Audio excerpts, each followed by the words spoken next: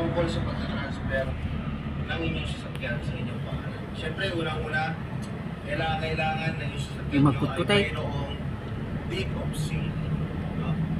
Kasi pag walang deed of sale, hindi nyo po yan magpapaipan sa inyong pangalan. Okay? Pangalawa, kailangan meron pong 2 valid IDs mula po sa taong binilihan nyo. And meron po yung dapat 3 signature. No? 3 signature specimen. Okay? So pag meron na kayo doon, na kailangan ipanotaryo at anotarize po ang deed of sale. Ngayon, pag ipapatransfer nyo na yung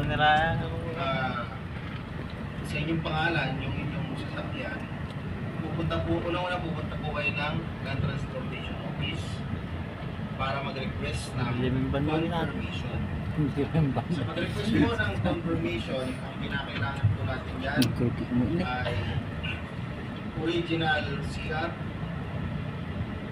OR, deed of sale, authorized, saka ID kung pinagbilan nyo. Sa ID po natin, dalawa ang hinihingi, valid ID. No?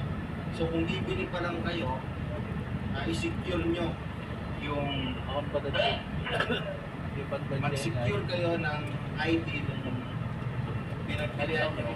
Mas maganda kung yung ID na i-hihingi is yung Unified Multi-Purpose ID. Dito tayo mata? Nakakita tayo pa sa bagay. Yung Unified, ano ba ito? Size? Unified Lalo ka tama? Hindi nagbayaran mo. yan ang entrance lang nabayaran sa'yo? Kasi itong ID na to is walang expiration date. Hindi siya na-expire. Kasi pag kumuha kayo ng confirmation at ang ID